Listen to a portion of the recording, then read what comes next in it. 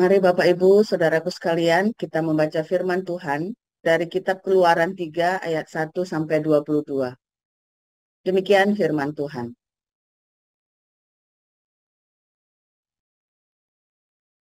Adapun Musa, ia biasa menggembalakan kambing domba Yitro, mertuanya, imam di Midian. Sekali, ketika ia menggiring kambing domba itu ke seberang padang gurun, sampailah ia ke gunung Allah, yakni Gunung Horeb. Lalu malaikat Tuhan menampakkan diri kepadanya di dalam nyala api yang keluar dari semak duri. Lalu ia melihat, dan tampaklah semak duri itu menyala, tetapi tidak dimakan api. Musa berkata, "Baiklah aku menyimpang ke sana untuk memeriksa penglihatan yang hebat itu. Mengapakah tidak terbakar semak duri itu?" Ketika dilihat Tuhan bahwa Musa menyimpang untuk memeriksanya, berserulah Allah dari tengah-tengah semak duri itu kepadanya, "Musa, Musa." Dan ia menjawab, "Ya Allah." Lalu ia berfirman, "Janganlah dekat." Ulang, "Janganlah datang dekat-dekat. Tanggalkanlah kasutmu dari kakimu. Sebab tempat di mana engkau berdiri itu adalah tanah yang kudus." Lagi ia berfirman, "Akulah Allah ayahmu, Allah Abraham, Allah Ishak, dan Allah Yakub." Lalu Musa menutupi mukanya, sebab ia takut memandang Allah. Dan Tuhan berfirman, "Aku telah memperhatikan dengan sungguh kesengsaraan umatku di tanah Mesir. Dan aku telah mendengar seruan mereka yang disebabkan oleh pengerah-pengerah mereka. Ya, aku mengetahui penderitaan mereka. Sebab itu aku telah turun untuk melepaskan mereka dari tangan orang Mesir dan menuntun mereka keluar dari negeri itu ke suatu negeri yang baik dan luas, suatu negeri yang berlimpah-limpah susu dan madunya, ke tempat orang Kanaan, orang Het, orang Amori, orang Feris, orang Hewi, dan orang Yebus. Sekarang seruan orang Israel telah sampai kepadaku. Juga telah kulihat betapa kerasnya orang Mesir menindas mereka. Jadi sekarang pergilah, aku mengutus engkau kepada Firaun untuk membawa umatku, orang Israel, keluar dari Mesir." Tetapi Musa berkata kepada Allah, "Siapakah aku ini? Maka aku yang akan menghadap Firaun dan membawa orang Israel keluar dari Mesir." Lalu firman-Nya, "Bukankah aku akan menyertai engkau? Inilah tanda bagimu bahwa aku yang mengutus engkau. Apabila engkau telah membawa bangsa itu keluar dari Mesir, maka kamu akan beribadah kepada Allah di gunung ini." Lalu Musa berkata kepada Allah, "Tetapi apabila aku mendapatkan orang Israel dan berkata kepada mereka, Allah nenek moyangmu telah mengutus aku kepadamu, dan mereka bertanya kepada aku, bagaimana tentang namanya? Apakah yang harus kujawab kepada mereka?" Firman Allah kepada Musa, "Aku adalah aku." Lagi firman-Nya, "Beginilah kau katakan kepada orang Israel itu, akulah aku. telah mengutus aku kepadamu. Selanjutnya, berfirmanlah Allah kepada Musa,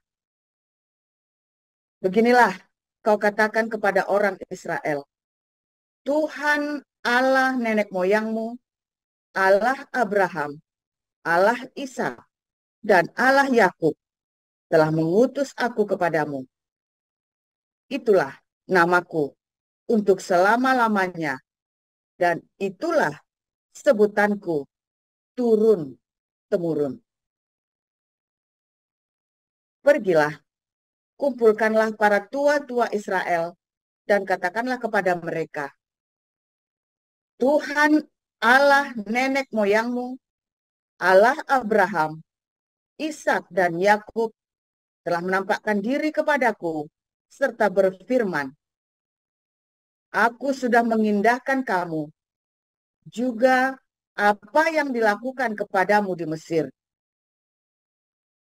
Jadi, aku telah berfirman, aku akan menuntun kamu keluar dari kesengsaraan di Mesir, menuju ke negeri orang Kanaan, orang Het, orang Amori, orang Feris, orang Hewi, dan orang Yebus, ke suatu negeri yang berlimpah-limpah susu dan madunya.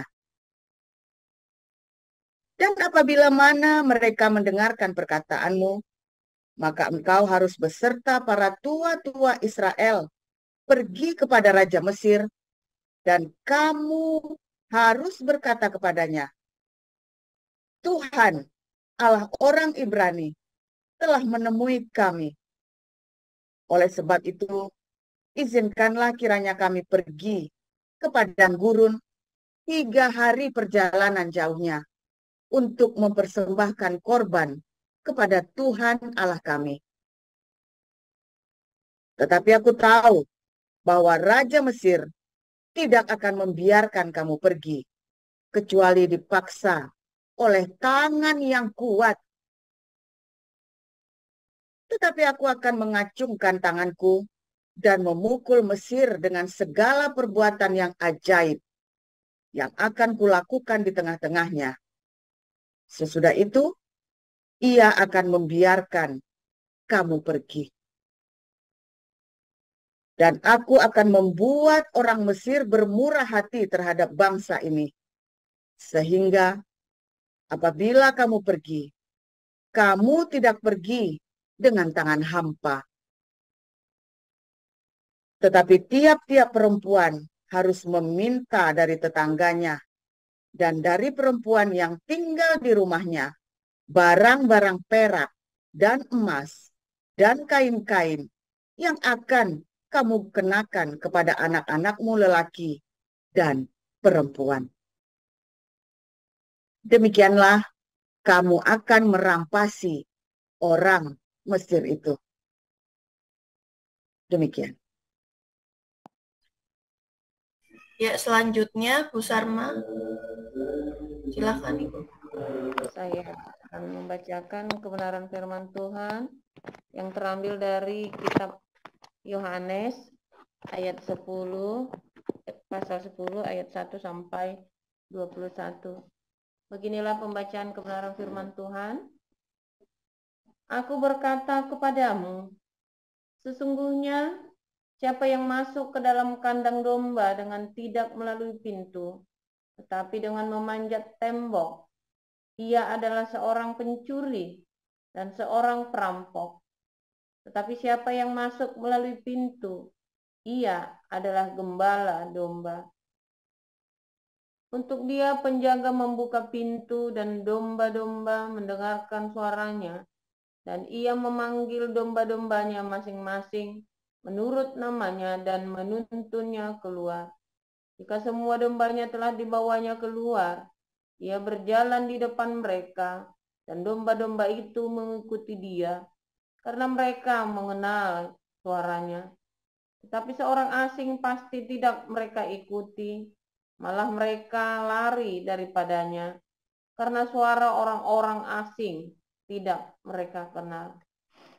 Itulah yang dikatakan Yesus dalam perumpamaan kepada mereka, tetapi mereka tidak mengerti Apa maksudnya ia berkata demikian kepada mereka? Maka kata Yesus sekali lagi, Aku berkata kepadamu, sesungguhnya akulah pintu ke domba-domba itu. Semua orang yang datang sebelum aku adalah pencuri dan perampok, dan domba-domba itu tidak mendengarkan mereka. Akulah pintu, barang siapa masuk melalui aku, ia akan selamat, dan ia akan masuk keluar dan menemukan padang rumput. Pencuri datang hanya untuk mencuri dan membunuh dan membinasakan.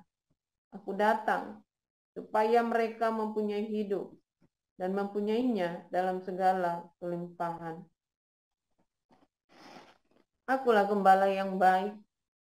Gembala yang baik memberikan nyawanya bagi domba-dombanya. Sedangkan seorang upahan yang bukan gembala dan yang bukan pemilik domba-domba itu sendiri, ketika melihat serigala datang, meninggalkan domba-domba itu lalu lari, sehingga serigala itu menerkam dan mencerai-beraikan domba-domba itu. Ia lari karena ia seorang upahan dan tidak memperhatikan domba-domba itu. Akulah gembala yang baik, dan aku mengenal domba-dombaku, dan domba-dombaku mengenal aku. Sama seperti Bapa mengenal aku, dan aku mengenal Bapa, dan aku memberikan nyawaku bagi domba-dombaku. Ada lagi padaku domba-domba lain yang bukan dari kandang ini. Domba-domba itu harus kutuntun juga, dan mereka akan mendengarkan suaraku, dan mereka akan menjadi satu kawanan dengan satu gembala. Bapa mengasihi aku, oleh karena aku memberikan nyawaku untuk menerimanya kembali. Tidak seorang pun mengambilnya daripadaku, melainkan aku memberikannya menurut kehendakku sendiri. Aku berkuasa memberikannya dan berkuasa mengambilnya kembali. Inilah tugas yang kuterima dari Bapakku. Maka timbullah pula pertentangan di antara orang-orang Yahudi karena perkataan itu. Banyak di antara mereka berkata, ia kerasukan setan dan gila. Mengapa kamu mendengarkan dia? Yang lain berkata, itu bukan perkataan orang yang kerasukan setan. Dapatkah setan memelekkan mata orang-orang buta? Demikian pembacaan firman Tuhan.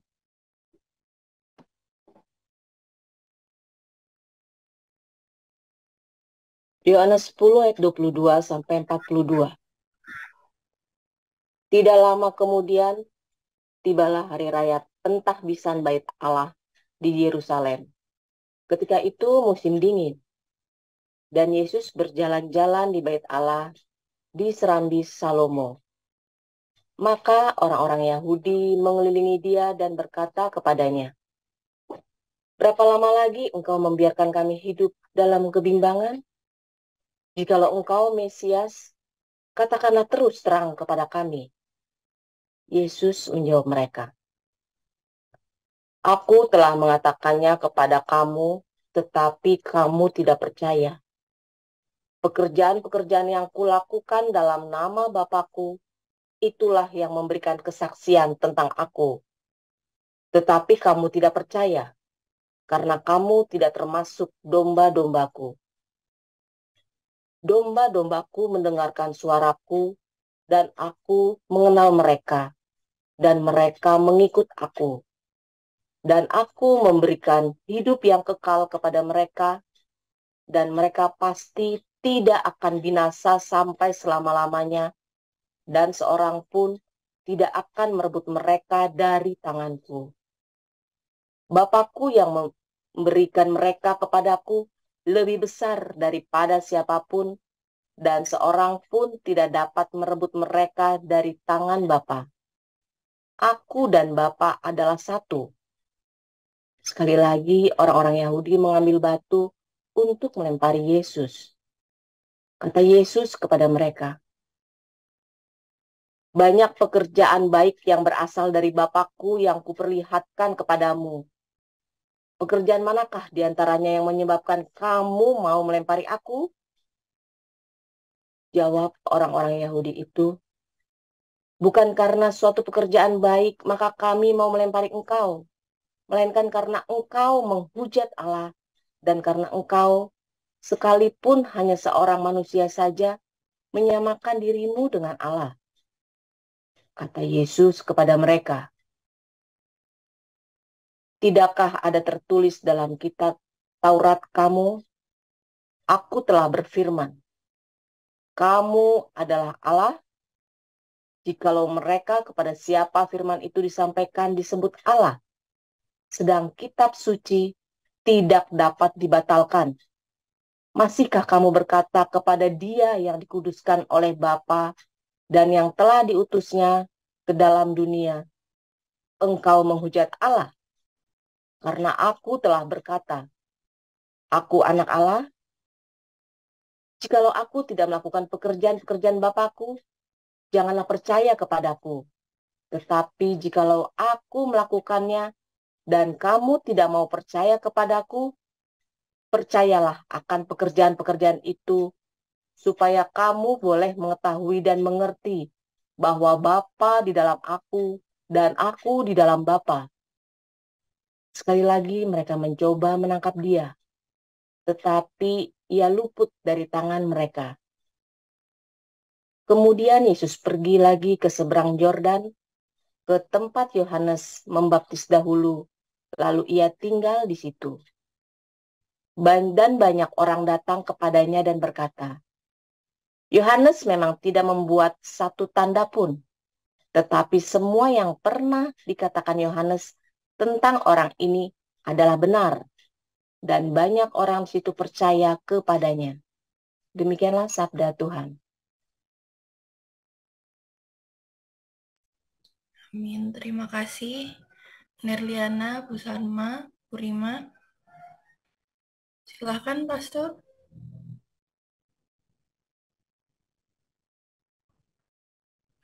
Haleluya, firman Tuhan selalu baru setiap hari bagi kita. Kurang terang ya, Ma? Kenapa ya? Enggak kurang terang, apa-apa deh. Setiap hari selalu baru ya, ketika kita menanti-nantikan Tuhan dengan kesabaran ya, dengan kesungguhan hati, dengan ketulusan hati, ya dalam pergumulan hidup Anda semua, ya kita selalu melakukan hal-hal yang baik. Jangan sampai berhenti, jangan sampai mandek berbuat baik ya dalam menantikan Tuhan. Sebab ketika Anda berhenti berbuat baik, yang ada nanti yang nggak baik. Karena perbuatan baik itu satu-satunya cara, saudara ya, supaya Anda tidak menghiraukan, jangan menghiraukan yang tidak baik. Nanti kepalamu kotor nanti. Tapi kalau tiap hari ya kita selalu mengisi hari-hari kita dengan hal yang baik, maka kita akan nggak buang waktu ya. Jangan isi hari-harimu itu dengan pertengkaran, ya, dengan apa namanya, dengan musuhin orang, dengan ribut. Ya. Kalau hari-harimu penuh dengan pertengkaran, ada yang salah dengan hidupmu, saudara. Kalau kamu tuh suka bertengkar, aku labrak nih, siapa saja dilabrak, saudara ya. Itu saya yakin hidupmu itu setan semua, saudara ya. Siapa di sini masih suka ngelabrak-labrak, saudara? Saya yakin itu setan semua di dalam itu. Hati-hati saudara ya, kalau Anda sering labrak-labrak, jangan bangga saudara ya. Mungkin Anda menang, mungkin Anda dilabrak itu sampai terkencing-kencing ya. Jangan bangga saudara ya, harusnya kamu sedih.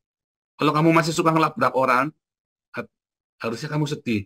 Aduh, kok aku sakit ya. Kamu sedang sakit jiwa itu saudara ya. Anda juga kalau dilabrak orang, jangan sedih saudara ya. Karena yang ngelabrak Anda itu orang sakit jiwa. Orang yang suka ngelabrak itu orang sakit jiwa loh saudara. Ya, Anda amati deh. Jadi kalau Anda dilabrak orang, tenang saja, saudara. Dia ngelabrak-labrak dengan sampai memalukan itu ya, karena dia sedang sakit jiwanya. Dan orang yang sering melakukan itu ya orang sakit jiwa. Dan tapi kalau Anda sering dilabrak orang, jangan-jangan Anda yang kurang ajar. Masa dilabrak orang seminggu 3 kali, berarti ada yang salah denganmu juga. Ya kan? Satunya dilabrak karena ngambil laki orang, satunya sekali lagi dilabrak karena nggak bayar panci. Satunya dilabrak karena pinjam motor nggak dikembaliin. Ini dilabrak saudara seminggu 3 kali. Berarti ada yang salah denganmu. Aduh, itu kok dilabrak. Ya, baik yang labrak maupun yang labrak itu Ya, coba penuhi hidup kita dengan kebaikan, saudara ya. Penuhi hidupmu tiap hari dengan sukacita, dengan hal yang positif. Pak, saya lagi banyak masalah. Nggak apa-apa, jangan mikir masalahnya. Mikirnya justru bagaimana aku hari ini berkarya. Pak, saya banyak utangnya, berkarya gundulnya apa yang nggak apa-apa, berkarya saja. Berkarya saja, saudara ya. Ya, Pak, saya tak bikin anak tiap hari. Ya, itu tadi gundul peyang itu, itu bukan berkarya, itu namanya Anda cari masalah, itu anak tiap hari, saudara ya. Anda bikin anak tiap hari sampai anaknya kayak tikus begitu, Anda cari masalah itu.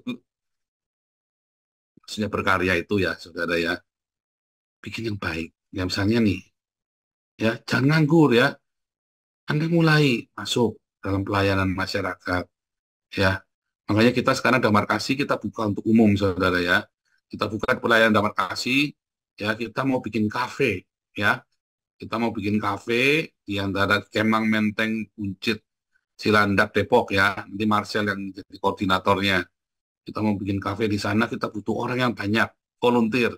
Belum sanggup bayar gaji, saudara ya. Volunteer. Volunteer dulu, Anda senang datang ngong ya situ ya, kongko di situ, Anda bantuin, ya. Mungkin semua kerjasama namanya pelayanan ya. Karena ini kafe ini bukan profit oriented, tapi untuk apa namanya, untuk tempat berkumpul untuk penginjilan, kopi darat, ya kita berkumpul untuk penginjilan, untuk bisa kita bicara, konseling segala macam ya. Nah, itu visinya kita itu ya, dan di situ kita nanti bisa apa namanya, eh, ada lagu-lagu ya, lagu-lagu kontemporer ya, bukan lagu pop tapi lagu kontemporer gitu ya, lagu-lagunya VOG, lagu-lagunya Delon, apa Glenn Fredly itu ya, itu kan lagu-lagu Kristen kontemporer. Nah, kita nyanyinya seperti itu, nanti Marcel yang akan mengatur ya, saudara ya. Nah, nanti di kafe itu, kalau di Belanda ini kami ada kafe tempat kumpul ya, saudara. Jadi kalau di sini kebetulan orang nenek-nenek tua yang suka kumpul minum kopi kan, terus kita baca firman Tuhan di kafe itu sama-sama Bible study ya. Eh, jadi kita butuh ya teman-teman yang Anda sudah mumpuni ya, ayo sana tiap hari ngafe ya. Nanti kita lagi cari tempat dulu ya, kita lagi cari tempat. Nanti setelah cari tempat itu isi harimu dengan kebaikan, saudara ya. Isi juga di kafe itu nanti bisa menjadi untuk posko kesehatan juga ya, untuk kalau kita ada bakti sosial di buat penduduk sekitarnya, bisa ya, saudara ya. Kita bisa lakukan banyak hal Bu, yang baik di kafe tersebut. Kafenya tapi bukan kafe yang makan pagi siang malam, bukannya, memang kafe ya kafe, cuman untuk kopi, teh ya. Isi harimu dengan hal-hal yang positif ya. Damar Kasih kita buka embun pagi juga, kita butuh tim besuk ya, kita butuh tim besuk yang baik. Itu nanti Pak Apeng ya mulai rekrut sama Bu Cinta ya, rekrut tim besuk. Nanti Bu Cinta jadi ini ya, saudara ya, jadi pimpinan untuk koordinator untuk semua ya, pemerhati jemaat, bukan cuma besuk tapi macam-macam ya, namanya pemerhati tugas. Karena Bu Cinta itu cepat sekali ya, siapa pun loh sudah selesai semua kerjain sama Bu Cinta semua. Nah, itu butuh orang banyak kita, saudara ya. Kerjain hari-harimu di siang baik, saudara ya, untuk kebaikan. Jangan sampai kamu tidak berkarya tiap hari. Kita butuh ya, kita nanti punya pelayanan penjara, besuk, pelayanan apalagi untuk orang sakit ya, makanya kita sediakan ambulan ya. Itu yang harus kita lakukan, saudara, dalam masa-masa pergumulan hidupmu. Waktu kamu sedang bergumul, kamu jangan bergumul, jangan gumuli masalah terus, saudara ya. Tepuk-tepuk, jangan. Kamu tambah masalah, tambah stres. Ketika kamu ada masalah, masalahnya nggak akan kemana-mana, tenang saja, saudara ya. Masalahnya akan di situ. Sampai sampai masalah itu selesai, dia akan tetap di situ. Jadi kamu tongkrongin juga percuma. Ya udah, nggak usah ditongkrongin. Ya sudah, masanya di situ Anda pergi aja pelayanan, Anda kerjakan lainnya. Ditongkrongin terus ya, tambah mumet, barang-barang mumet, saudara ya. Masalah ditongkrongin, tambah mumet, nggak usah ditongkrongin kalau ada masalah itu. Ya sudah, ada masalah. Bukan lari juga. Kamu tahu ada masalah, iya ada masalah. Tapi kan jangan ditongkrongin 24 jam. Pelayanan, ya. Sama-sama besuk orang sakit. Nanti ya, nanti Anda tahu banyak orang yang lebih susah dari kamu. Banyak orang punya masalah lebih dari kamu, saudara. Iya kan? Nanti kan masalahmu jadi terasa enteng, coba deh. Ya kan? Itu masalahku enteng banget dibandingkan ibu itu ya. Iya. Kami dulu juga begitu ya. Lihat masalah kami rasanya kok udah berat banget ya. Terus sering ketemu orang kan, waduh, masalah kita enteng, ternyata nggak ada apa-apanya. Itu beneran, saudara ya. Berkarya. Kalau kamu lagi ada masalah, berkaryalah, saudara. ketika Tuhan datang sama Musa, ya, aku akan bebaskan orang Israel, ya, aku akan membebaskan orang Israel. Saudara, ya, dikasih tahu ya, orang Israel dikasih tahu akan dibebaskan, dijanjikan akan dibebaskan. Tetapi orang Israel nggak mau percaya, saudara. Kenapa? Karena hatinya busuk. Orang Israel nggak mau percaya. Moso, kan begitu kan? Moso. Iya, saudara. Ketika Tuhan janji membebaskan Israel, orang Israel nggak percaya. Karena bagaimana seorang Musa nggak punya senjata, yang mau ngelawan tentara Firaun yang gagah berani. Saat itu tuh tentara Firaun itu seperti negara adidaya, saudara ya. Di zaman itu Firaun itu negara adidaya. Ya, seluruh negara-negara baik dari Ethiopia yang di Afrika maupun orang-orang dari daerah Gurun Sahara sampai ke Babilonia yang di Mesopotamia itu takut, saudara. Nah, ini Musa mau nantang Firaun, mau bebasin orang Israel dari Mesir, saudara. Ngimpi ya. Sorry ya, katanya si jemaatnya, jangan nggak mau, saudara. Nggak percaya. Kenapa nggak mau percaya? Karena hatinya sudah diperbudak. Oleh apa? Sudah diperbudak oleh masalahnya mereka. Nah, itu kayak kalian tuh. Kalian tuh punya masalah. Saya ajak, yuk, jangan ditongkrongi. Moso, kan nggak mau kan? Tak ajak, jangan ditongkrongi masalah. Percaya deh, saya pernah punya masalah. Nggak cuma kalian. Kalau saya mah masalah nggak mau tak tongkrongin ya. Masalah nggak usah ditongkrongin, tetap di situ. Percaya saya, saudara. Tetap, bukan lari. Jangan ditongkrongin, nggak usah ditungguin, ya. Waduh, lagi nungguin debt collector, besok mau datang di jam 3, dugaan mana bingung, mau kemana. Nggak usah, tinggal pergi aja, tinggal makan, tinggal poker, tinggal macam-macam. Datangnya syukur, nggak datangnya sudah. Ya kan? Kalau debt collector datang jam 3, ada duitnya, nggak ada duitnya, ya motornya kembalikan saja. Nggak usah pusing. Dan nanti gimana, Pak? Ya sudah, biarin saja. Masalah, ya itu jangan jadi masalah. Kamu jadi masalah karena kamu bikin jadi masalah. Ya kan? Kamu jadi masalah, kamu bikin jadi masalah. Kalau kamu nggak bikin masalahnya, bukan masalah sebetulnya. Pak, kalau motor belum lunas diambil kolektor, ya ambil saja. Lah gimana? Berarti kan kita belum sanggup nyicil motor. Ya sudah, biarin saja. Oh, ya kan? Gak usah panik. Ya, belajar, jangan panik, saudara. Kalau memang harus diambil, terus apa? Ya udah, naik angkot. Jadi repot dong. Karena kamu biasa naik motor.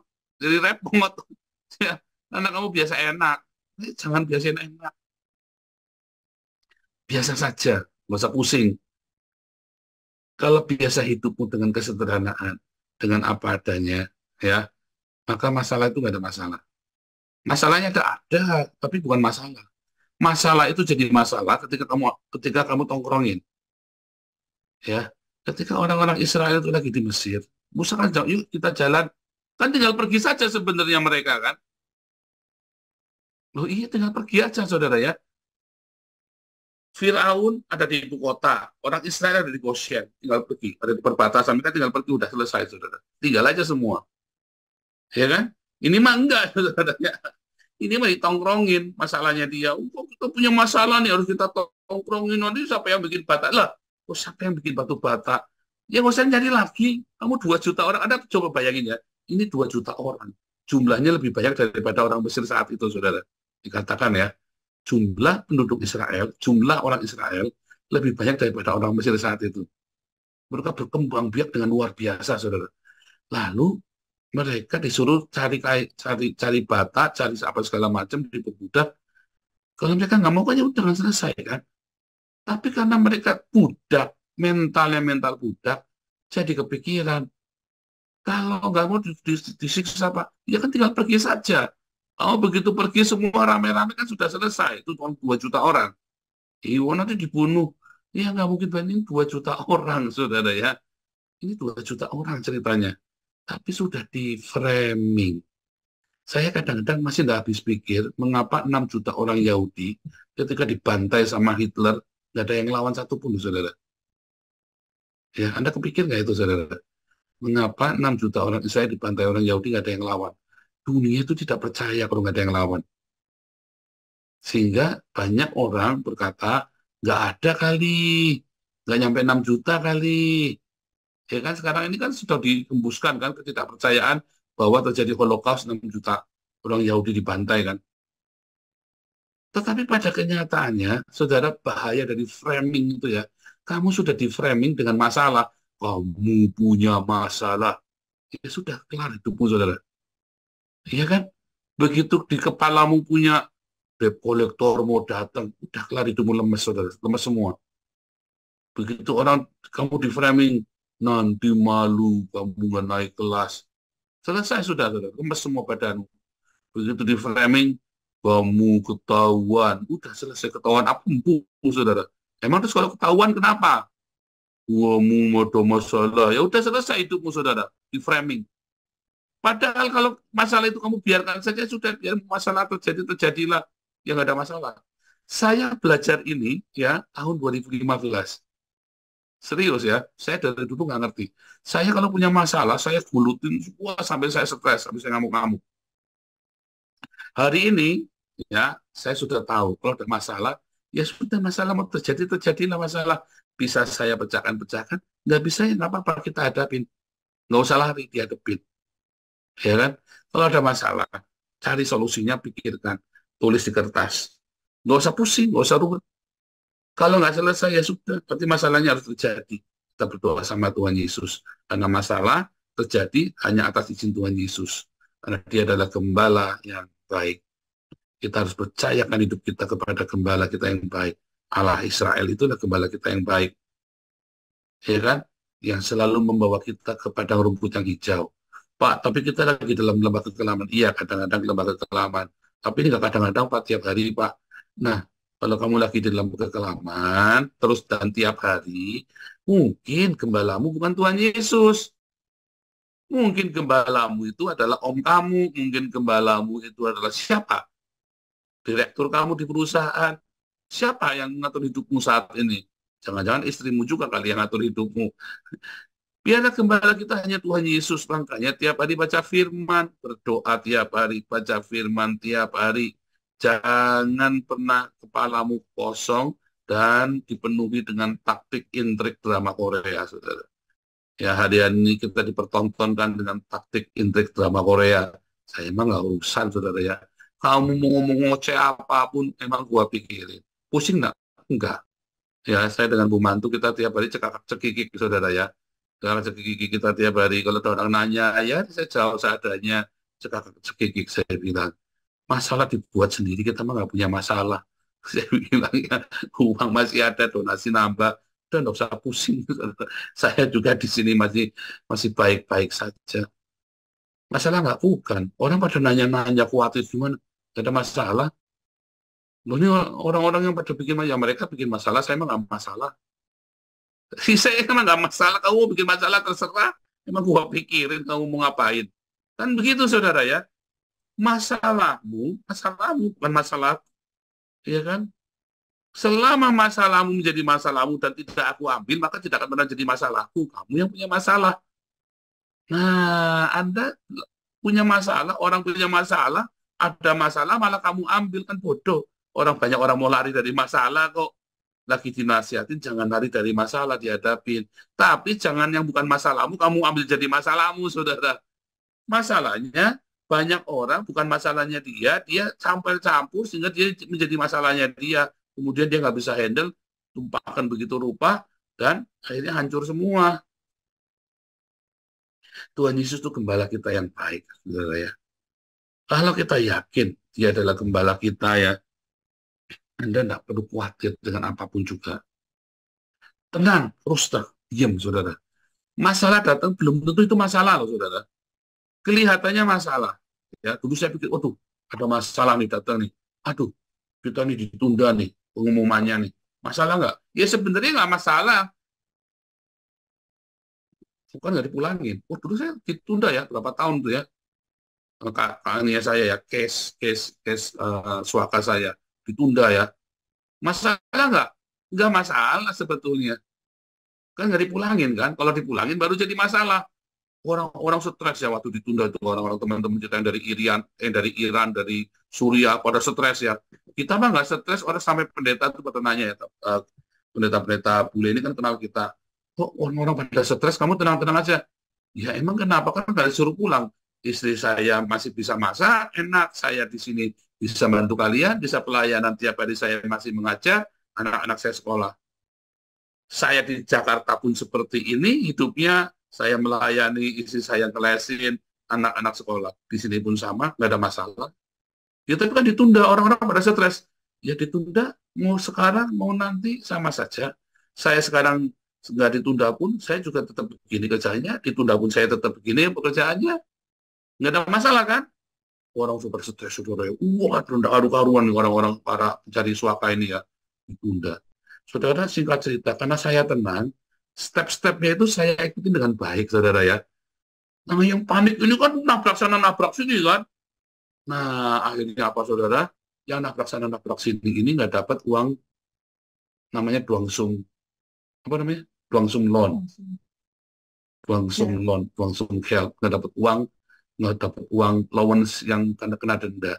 Kalau kita ikuti prosedur karena kita tenang, karena kita nggak punya masalah kan, ya kita ikuti prosedur dengan tenang, saudara. Kita dapat uang saudara dari pemerintah kan, udah kasus kita selesai, kita dapat uang dari pemerintah. Orang-orang ini karena nabrak sana nabrak sini, dia nggak ngerti ada aturan itu, lawyernya juga dibikin panik, lawyernya juga nggak ngingetin kalau ada uang itu, saudara ya. Akhirnya yang dapat uang itu cuma beberapa orang saja, termasuk saya sudah dapat uang dari pemerintah. Itu saudara ya, karena bukan masalah. Masalah nggak sebenarnya kalau dipikir jadi masalah, karena nggak dipikir ya bukan masalah. Bukan lari ya, kita ada tapi kita tekunin, kita telatenin ya. Perlu surat ya, kita nulis surat. Perlu apa lagi? Minta data ini ya, kita kasih data ini. Apalagi kita tenang saudara. Tiap hari. Itulah masalah. Kalau masalah kamu bikin masalah jadi masalah. Masalah dari kolektor, kan datang jam berapa? Jam 3 sore. Nggak ada uangnya, ya sudah kembalikan motornya. Masalah nggak? Sebetulnya bukan masalah. Jadi masalah karena kamu beratin motornya. Karena kamu beratin hatimu di situ. Coba kamu lepaskan, belajar hidup sederhana. Dan lain kali jangan utang-utang lagi kalau kamu tidak sanggup bayar. Maka nggak ada masalah. Ya, Tuhan Gembala kita yang baik, dia tidak akan menjerumuskan kita. Yang ada kita cari-cari masalah sendiri. Kita nakal jadi domba-dombanya. Ya kan? Dan kita tidak percaya bahwa yang Tuhan berikan kepada kita akan lebih baik. Lebih baik, terbaik, terindah, termanis. Kamu tidak pernah percaya. Kamu tidak rela kalau Tuhan akan kasih yang baik buat kamu. Kamu maunya yang kamu pilihlah itu yang buat kamu. Sial, saudara. Ini jadi masalah beneran. Ya, serahkan sama Tuhan masalah. Karena yang masalah itu sebenarnya banyak kali masalah itu bukan masalah. Bahkan ketika kamu sakit divonis mati. Masalah nggak? Bagus dong, kamu tahu kapan matinya. Orang-orang pengen tahu sama cari dukun, cari tukang ramal. Kapan saya matinya? Lah kamu dikasih tahu dokter aku mati 3 bulan lagi, kamu panik. Orang kamu kemarin nanya-nanya sama dukun kapan matinya. Sekarang kamu dikasih tahu sama dokter 3 bulan lagi mati, kamu bingung. Bingung, saya nggak tahu maunya kalian apa sih sebenarnya. Dasar bikin masalah loh. Ya, Tuhan Yesus memberkati.